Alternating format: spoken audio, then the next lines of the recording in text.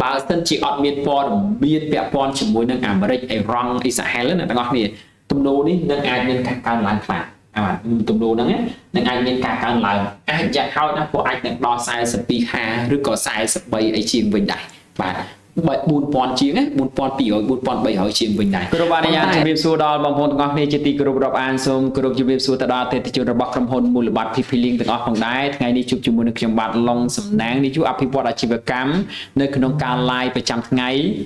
ពេលវេលាគឺពីថ្ងៃច័ន្ទរហូតដល់ថ្ងៃសុក្ររយៈពេលប្រហែលជាកន្លះម៉ោងក្នុងអំឡុងម៉ោង9ទៅដល់ម៉ោង10បងប្អូនទាំងអស់គ្នាតម្លៃហាងឆេងមាសហាក់បីដូចជាមានការងើបឡើងបន្តិចក្នុងព្រឹកនេះបាទក្នុងព្រឹកនេះតែម្ដងបាទបើដោយឡែកនិយាយអំពីសប្តាហ៍មុនបាទនៅចុងសប្តាហ៍គឺមានការទម្លាក់ខ្លួនចុះមកខាងក្រោមវិញបាទនៅក្នុងតម្លៃមួយដែលគួរឲ្យកត់សម្គាល់ដែរគឺ$4,100ជាងនៅក្នុងមួយអោនក្នុងទីផ្សារអន្តរជាតិហើយសម្រាប់ថ្ងៃនេះបាទតម្លៃហាងឆេងមាសបានហក់ឡើងមុននេះបន្តិចរហូតដល់តម្លៃ$4,200នៅក្នុងមួយអោនក្នុងទីផ្សារអន្តរជាតិហើយឥឡូវនេះកំពុងតែស្ថិតនៅក្នុង$4,188បងប្អូនទាំងអស់គ្នាតម្លៃហាងឆេងមាសមិនជាចម្លែកអីទេបើសិនជាអ្នកដែលតាមដានតម្លៃហាងឆេងមាសណាមានការឡើងមានការធ្លាក់ចុះមានការឡើងមានការធ្លាក់ចុះបាទតែងតែចុះឡើងយ៉ាងហោចណាស់50 60លេខ100លេខមានការឡើងត្រឡប់មកវិញ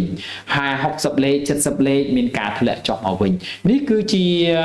តម្លៃហាងឆេងមាសដែលប្រែប្រួលទៅតាមបទដ្ឋានឬក៏ស្ថានភាពលក្ខខណ្ឌសេដ្ឋកិច្ចនៅក្នុងប្រទេសឬក៏លើពិភពលោកតែម្ដងបាទក្នុងប្រទេសហ្នឹងគឺខ្ញុំចង់សម្ដៅទៅលើសហរដ្ឋអាមេរិកហើយវាប្រែប្រួលទៅតាមការលើកឡើងឬក៏ខណៈណាមួយដែលអាចនឹងជួបប្រទះនឹងស្ថានភាពអាក្រក់ណាមួយតាមរយៈប្រធានាធិបតីតាមរយៈមេដឹកនាំតាមរយៈភូមិសាស្ត្រនយោបាយតាមរយៈថ្នាក់កម្ពុជាណាមួយនៅក្នុងស្ថាប័នដែលអាចប្រែប្រួលដោយពាក្យសម្ដីរបស់ពួកគាត់អញ្ចឹងបងប្អូនទាំងអស់គ្នានៅលើពិភពលោកយើងតែងតែមើលឃើញហើយអ្នកដែលនិយាយទៅមានការប្រែប្រួលបាទអ្នកដែលធំជាងគេហ្នឹងគឺលោក Donald Trump នឹងឯងបាទដែលជាមនុស្សម្នាក់ដែលមានសក្តានុពលលើពាក្យសម្ដីនៅក្នុងការលើកឡើងធ្វើឲ្យតម្លៃសេដ្ឋកិច្ចតម្លៃមាសអីផ្សេងទាំងអស់ហ្នឹងវាមានការប្រែប្រួលហើយបញ្ហាប្រឈមមុខជាងគេនៅក្នុងការប្រែប្រួលតម្លៃហាងឆេងមាសនៅក្នុងពេលបច្ចុប្បន្នគឺពាក់ព័ន្ធជាមួយនឹងកិច្ចចរចាព្រមព្រៀងចុះ MOU ជាមួយនឹងសហរដ្ឋអាមេរិកជាមួយនឹងអេរ៉ង់ប៉ុន្តែបងប្អូនទាំងអស់គ្នាបើនិយាយទៅយើងមិនទុកចិត្តតាមពីដើមមកហើយពេលដែលគាត់ថាគាត់នឹងមានការចុះកិច្ចសន្យាបញ្ចប់សង្គ្រាមបាទតាមលក្ខណៈអនឡាញឬក៏ទៅជួបគ្នានៅកន្លែងណាមួយដែលមានសុវត្ថិភាពនៅក្នុងការចុះហត្ថលេខា MOU នោះបញ្ចប់សង្គ្រាមប៉ុន្តែយើងមើលទៅស្ថានភាពមួយចំនួនឬក៏ចំណុចមួយចំនួនហាក់បីដូចជាវាអត់ទាន់ពេញលេញ 100% បាទអញ្ចឹងហើយបានយើងគិតថាប្រកបណាស់គឺនឹងអាចមានរឿងអ្វីប្រែប្រួលនៅក្នុងនឹងអញ្ចឹងហើយកុំជឿជាក់ពេកកុំចូលបុកទិញលក់មាសខ្លាំងពេកបាទប្រើប្រាស់ដើមទុនច្រើនពេកឬក៏យើង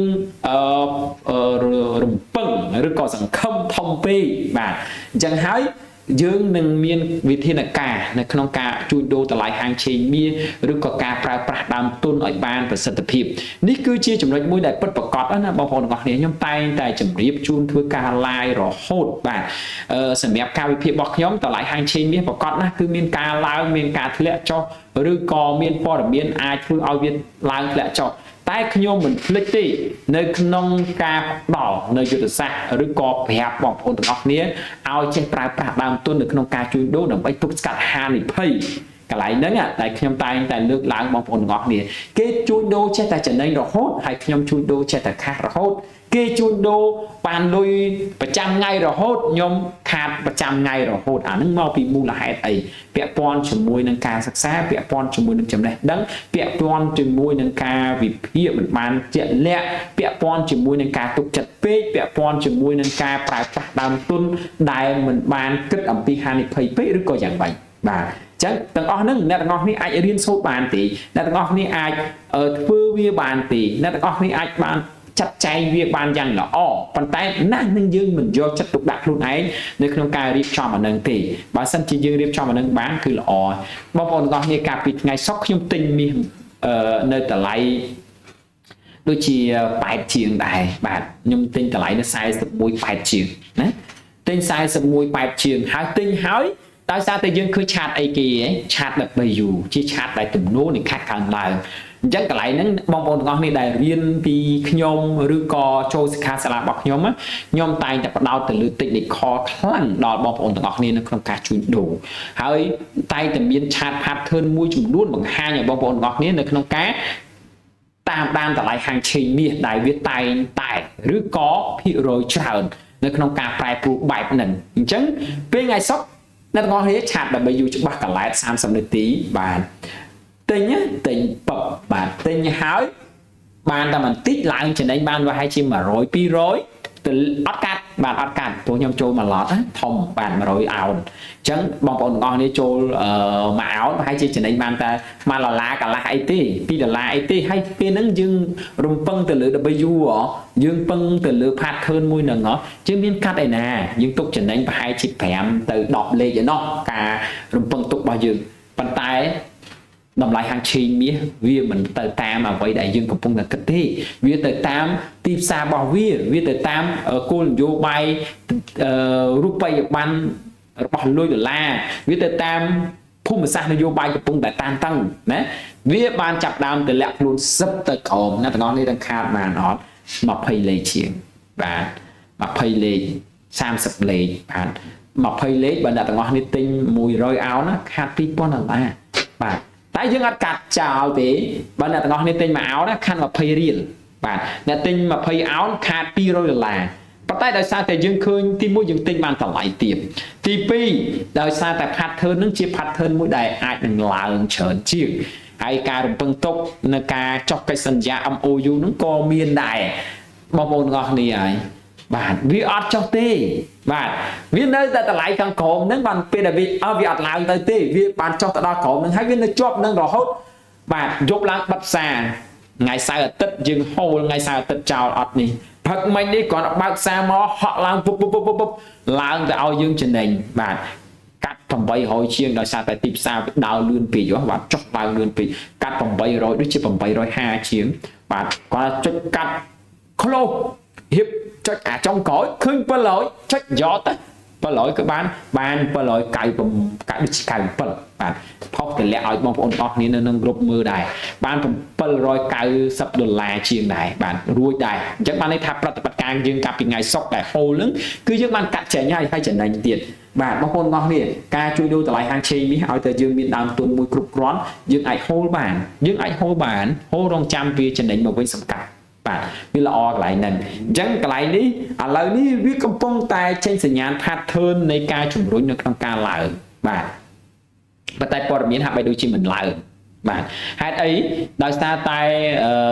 កិច្ចព្រមព្រៀងមួយហ្នឹងបាទអាមេរិកនិងអ៊ីរ៉ង់គឺអូខេនៅក្នុងការចុះកិច្ចព្រមព្រៀងប៉ុន្តែនៅក្នុងលក្ខខណ្ឌ14ចំណុចរបស់អ៊ីរ៉ង់ហ្នឹងគឺមាន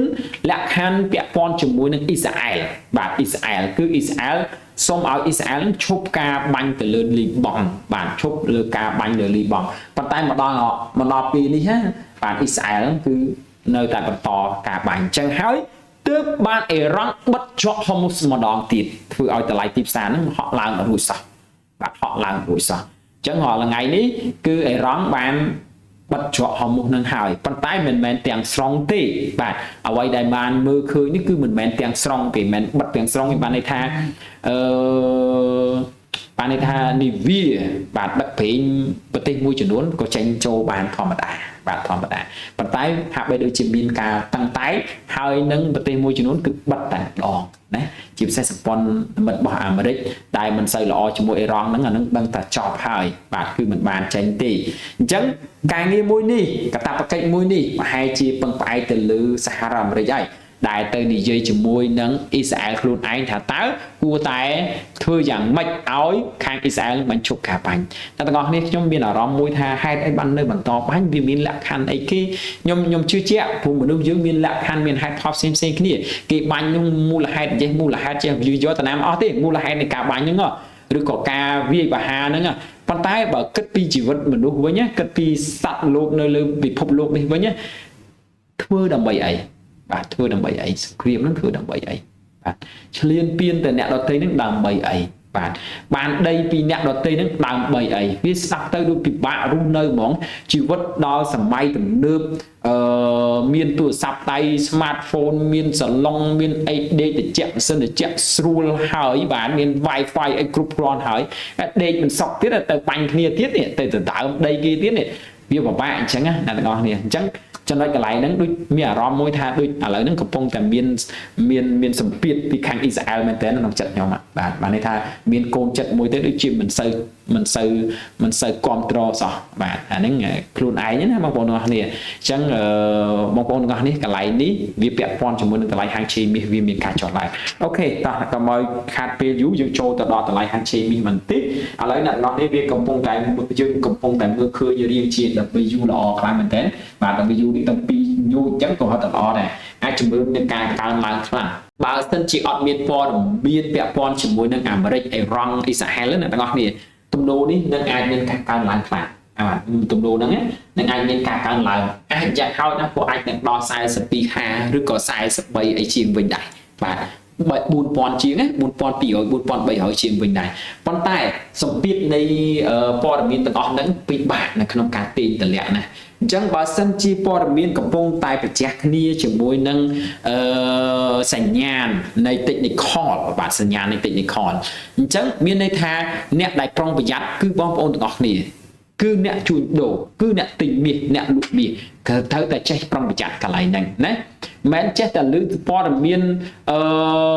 វិភាគតម្លៃហាងឆេមីអាចឡើងទៅនេះទៅទិញពុកអាចចុះទៅនេះទៅទិញពុកអត់ម៉ែនេះត្រូវតែចេះវិភាគខ្លួនឯងដែរត្រូវចេះគិតពីខ្លួនឯងដែរកន្លែងហ្នឹងពាក់ព័ន្ធជាមួយនឹងចំណុចហ្នឹងបើសិនជាព័ត៌មាននឹងអត់ត្រូវខ្ញុំខាតតែប៉ុណ្្នេះទេបើសិនជាព័ត៌មាននឹងត្រូវខ្ញុំចំណេញប៉ុណ្្នេះណែអញ្ចឹងបានល្អបើសិនជាវាខ្ញុំចូលទិញទៅខាតឲ្យខាតតែប៉ុណ្ណេះបានហើយបើសិនជាខ្ញុំចូលទៅចំណេញខ្ញុំចំណេញប៉ុណ្ណេះដើម្បីកុំឲ្យត្រឡប់មកខាតវិញអាកន្លែងហ្នឹងបានត្រឹមត្រូវណាបងប្អូនទាំងអស់គ្នាអញ្ចឹងតោះខ្ញុំមានរូបឲ្យបងប្អូនទាំងអស់គ្នាចូលទិញលក់ថ្ងៃនេះបាទអាចតិចកាត់អានេះបាទអូខេអានេះថ្ងៃទីបរិច្ឆេទទេបាទធ្វើសិក្ខាសាលាបាទមិញបាទអញ្ចឹងបងប្អូនទាំងអស់គ្នាសញ្ញានេះរង្វង់ពណ៌ក្រហមដែលខ្ញុំគូនេះហើយបន្ទាត់ពណ៌ខៀវពណ៌លឿងមាសលេខពណ៌លឿងមាសខ្ញុំចង់ជំរាបជូនបងប្អូនទាំងអស់គ្នាថាមុននេះបន្តិចវាបានឡើងដល់នឹងហើយនេះមុនហ្នឹងវាបានឡើងដល់តម្លៃនឹងហើយបាទពេលដែលវាឡើងដល់តម្លៃនឹងហើយយើងអត់ចូល sale នៅកន្លែងនឹងទៀតទេប្រសិនបើវាឡើងទៅម្ដងទៀតពី41.93នឹងឡើងទៅដល់42.20ហ្នឹងគឺយើងអត់ sale ទៀតទេយើងរងចាំវាឡើងទៅដល់42.68បានយើងអាច sale បានណា42.68នេះបងប្អូនទាំងអស់គ្នាអាច sale បាននៅកន្លែងហ្នឹងបាទពេលដែលតម្លៃទីផ្សារឡើងទៅដល់42.68នៃការជួញដូរមួយហ្នឹងអញ្ចឹងបងប្អូនទាំងអស់គ្នាអាចធ្វើការចូលទិញនៅកន្លែងហ្នឹងបានបាទចូលទិញនៅកន្លែងហ្នឹងបានអូខេហើយបន្តទៀតណាអ្នកទាំងអស់គ្នាក៏អាចចូលទិញមួយទៀតបានដែរបាទចូលទិញមួយទៀតបានដែរ43.16បាទ43.16អញ្ចឹង43.16នេះបងប្អូនទាំងអស់គ្នាអាចទិញបានបាទសុំទោសអាចលក់បាន43.16ពិបាកនឹងឡើងទៅដល់បន្តិចរៀងឆ្ងាយឬក៏ចំនួននឹងរៀងធំដែរណាបងប្អូនទាំងអស់គ្នាធំដែរឆ្ងាយដែរអញ្ចឹងពិបាកនឹងការជួញដូរបន្តិចណាបងប្អូនទាំងអស់គ្នាប៉ុន្តែបើវាឡើងទៅដល់ទាំងអស់គ្នាអាច sell បានខ្ញុំមើលទៅរៀងពិបាកដែររៀងគម្លាតនឹងដល់តែ100ក្បែរជា100លេខជាងឯណោះបាទ100លេខជាងឯណោះហ្នឹងហើយអញ្ចឹងសម្រាប់ថ្ងៃនេះថ្ងៃច័ន្ទផងថ្ងៃច័ន្ទជាធម្មតាវាផុតពីព្រឹកហ្នឹងទៅវាឡើងសូវមានការប្រែប្រួលខ្លះហើយបាទណាហើយអ្នកនរគ្នាដែលចង់ទិញវិញបើសិនជាចង់ទិញនៅតម្លៃ41.50ពេលដែលវាតម្លាក់ខ្លួនទៅតិចទៀតណាតម្លាក់ទៅតិចទៀត41.50ទៅដល់41.50បងប្អូនទាំងអស់គ្នាអាចទិញបានបាទអាចទិញបានតម្លៃទិញទី2បាទ41.18 41.12អីហ្នឹងបងប្អូនទាំងអស់គ្នាអាចទិញបានហើយបើសិនជាតម្លៃហាងឆេមីមួយនេះអាចតម្លាក់ខ្លួនទៅដល់កន្លែងហ្នឹងមកតង់ទៀតណាទៅដល់មកតង់ទៀតបងប្អូនទាំងអស់គ្នាអាចលក់បានហ្នឹងអាចទិញបានកន្លែងលក់ប្រាប់ថាកន្លែងទិញដល់កន្លែងទិញថាកន្លែងលក់វាជាប់មាត់ណា បាទអញ្ចឹងមើលអក្សរមកឲ្យខុសបាទមើលអក្សរមកឲ្យខុសបាទអញ្ចឹងចង់ទិញនៅ4118បាទអាចទិញបាននៅកន្លែងហ្នឹងណាពេលដែលមានតម្លាក់ចោលក៏អានេះគឺជា support ទី2ទេ support ទី1យើងនៅខាងលើមិញអូខេបងប្អូនទាំងអស់នេះអញ្ចឹងថ្ងៃហ្នឹងយើងមានតែប៉ុណ្្នឹងទេហើយដូចជាថ្ងៃនេះដូចជាមានព័ត៌មានដែរបងប្អូនទាំងអស់នេះខ្ញុំឆែកមើលព័ត៌មានឲ្យបងប្អូនទាំងអស់នេះបន្តិចមើលមានព័ត៌មានអីគេថ្ងៃហ្នឹងបាទ today ថ្ងៃទី22បាទអូអត់មានទេអត់មានព័ត៌មានអីទេមានព័ត៌មានកាណាដាបាទមានព័ត៌មានកាណាដាទេ CPI កាណាដាអត់មានព័ត៌មានដុល្លារទេដុល្លារព័ត៌មានទូតយើងនោះ FOMC meeting will speak ជាសមាជិកតូចមួយបាទអាចន័យថាជាសមាជិកដែលអតិពលនៃការនិយាយនឹងតិចចឹងបាច់ស្ដាប់ក៏បានដែរបាច់ស្ដាប់បានដែរអ្នកទាំងអស់គ្នាជួញដូរថ្ងៃនេះយកការយកចិត្តទុកដាក់បងប្អូនទាំងអស់គ្នាទី1ទៅលើដើមទុនបងប្អូនទាំងអស់គ្នាទី2ទៅលើ technical ទី3ទៅលើព័ត៌មាន